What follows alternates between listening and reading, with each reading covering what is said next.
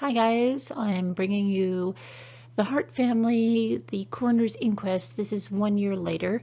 Okay, so let's take a look at what we learned today and also take a recap for those that need a little refresher about what happened here or maybe have never heard about this case.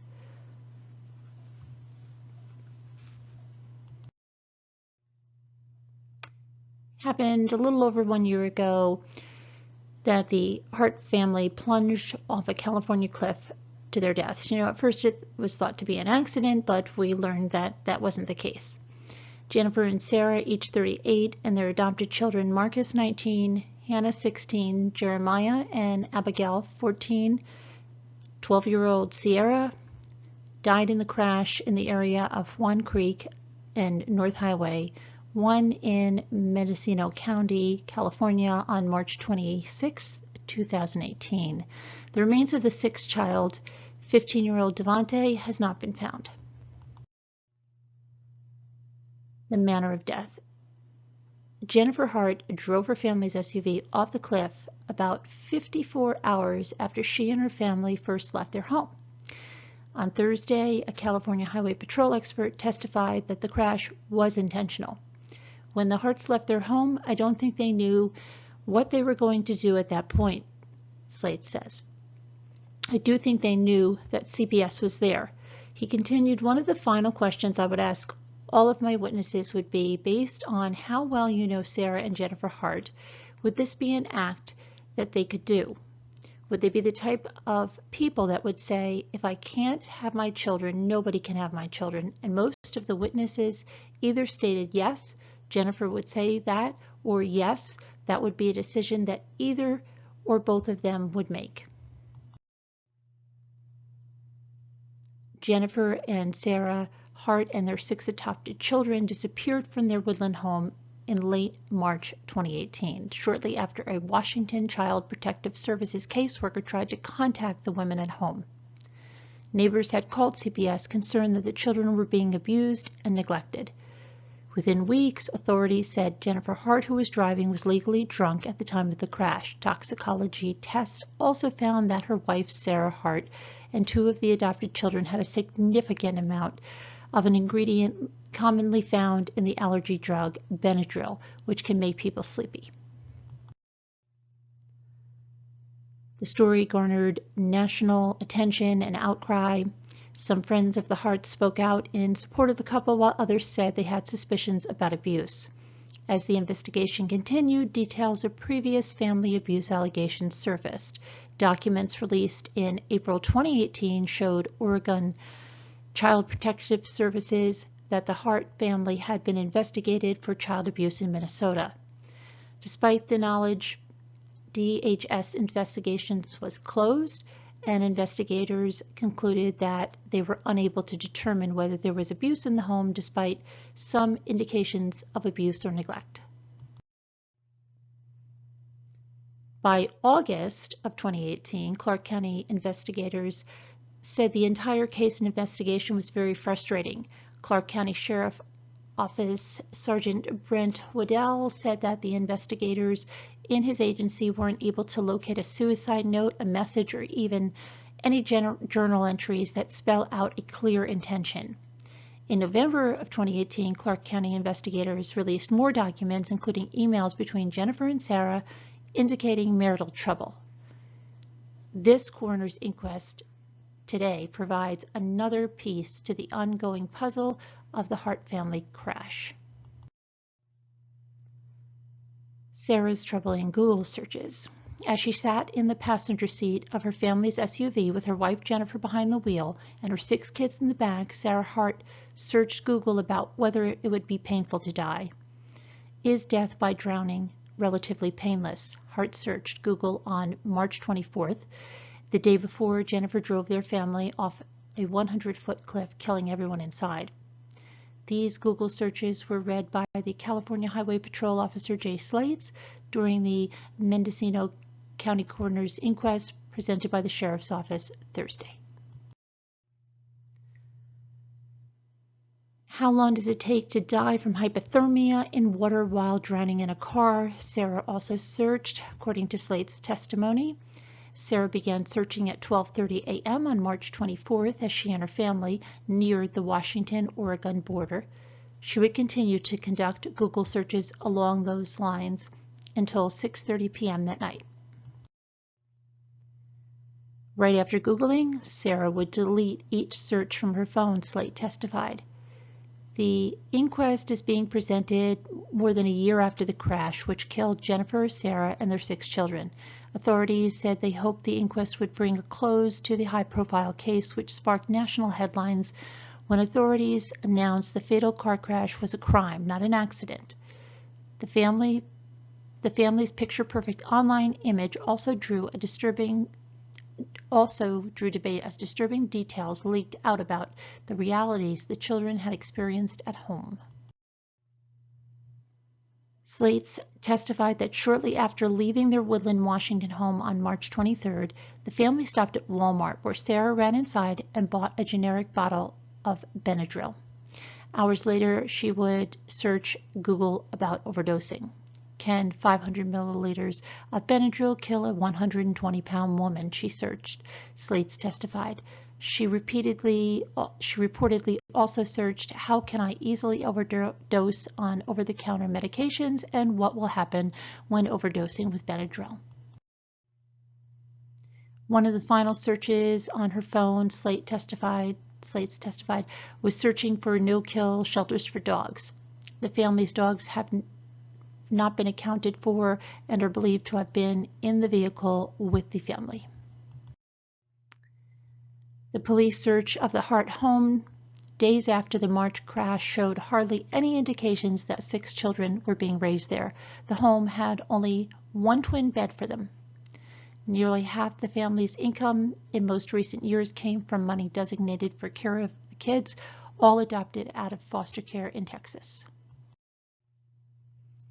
The 3 bedrooms in the Hart family home shared a bathroom on the top floor of the split-level home and looked out onto their sweeping 2-acre property. Police concluded the bedroom at left belonged to the Hart's parents, while the middle bedroom contained a twin bed surrounded by remodeling supplies. The 3rd bedroom held 2 foam love seats and a small mat that police said children may have slept on.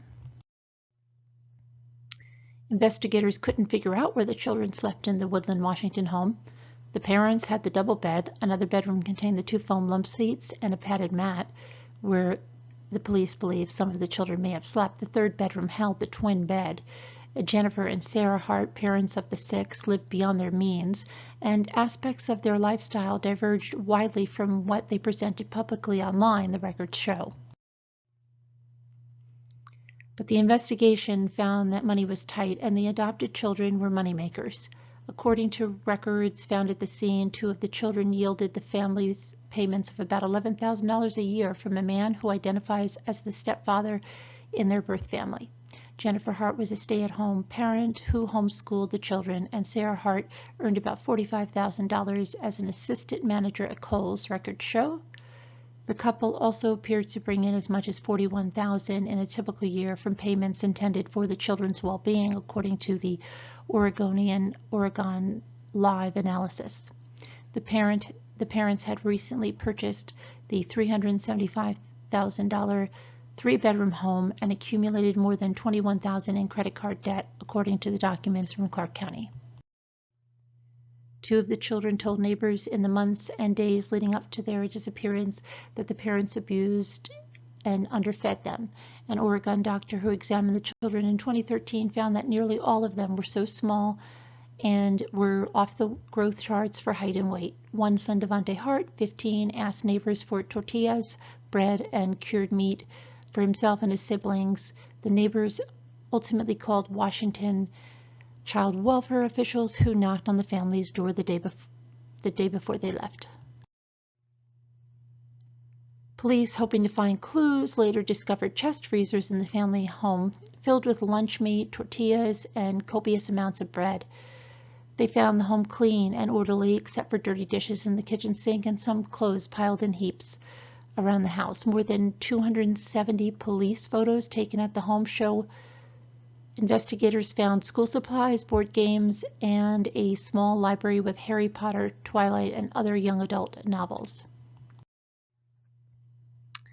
Rescue crews in the Mendocino County, California, discovered the bodies of 3 of the children, Marcus Hart, the oldest 19, Abigail Hart 14, and Jeremiah Hart 14, near the wreckage of their family vehicle March 26th. Evidence shows their mother, Jennifer Hart, was drunk when she drove off the cliff, authorities say. California investigators believe the SUV was in the ocean for some time because water had pooled up and grown warm inside the wheel wells, the Clark County reports say. The high tide likely carried all of the children out of the SUV and some several hundred yards away from the wreckage. According to the reports, Jennifer Hart and Sarah Hart, 38, were found inside.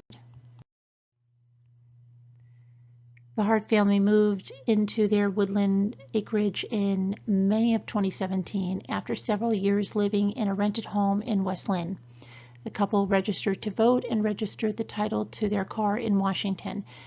They began to renovate the sweeping property with horse stalls, garden beds, and a walkout basement. The family's living situation didn't always match what Jennifer Hart wrote about in prolific posts on Facebook. She regularly discussed the family's vegetarian lifestyle, once posting a photo of Sierra smiling as she held a bunch of kale bigger than her head.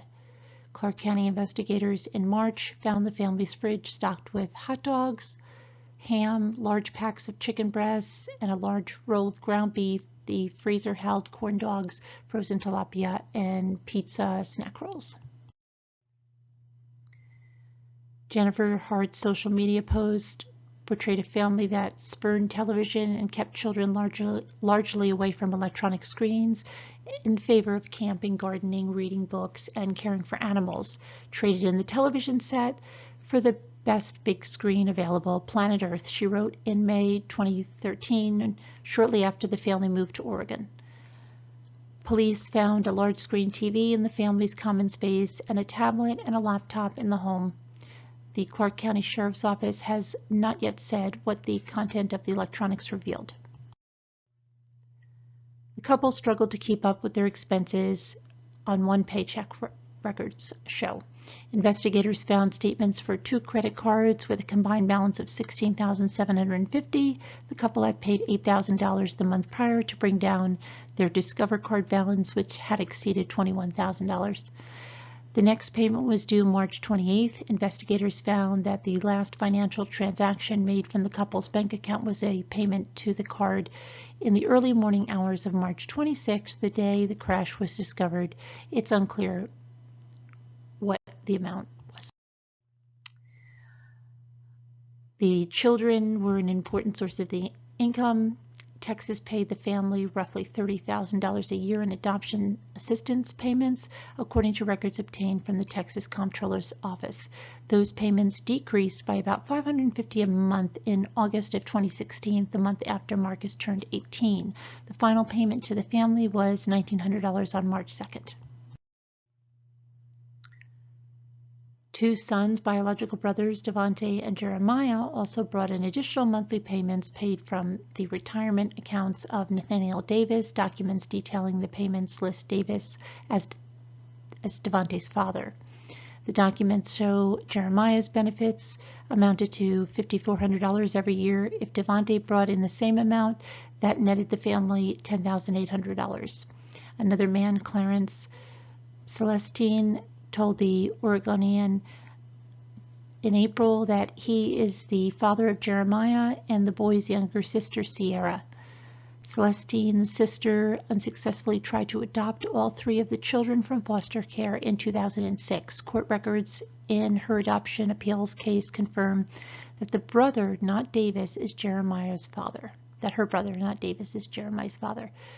Records show that Davis tried to join the case to stop child support payments made to at least one of the children, but the records didn't make it clear who the money was going to or how Davis was related to the recipient. Davis has since said that he is married to their mother, and has called himself their stepfather. In the ground level basement on the Hart home, bookshelves line a small library and school supplies fill a shelf in the family room. Piles of laundry are stacked in the nearby bathroom that doubled as a laundry room. Police found an open bag of mealworms strewn across the dining room floor when they searched the Hart family's home in the days after the crash. Animal control took away several animals from the house at that time. One of the bedrooms in the Hart family home is shown there. Neighbors said the couple's oldest daughter, Hannah Hart, jumped out of one of the bedroom windows in October 2017 and ran to tell neighbors in the middle of the night that she was being abused. Neighbors told police they never saw the family's SUV without their red kayak affixed to the top until the family drove away together March 24th. Police found the kayak behind the family home when they searched the property.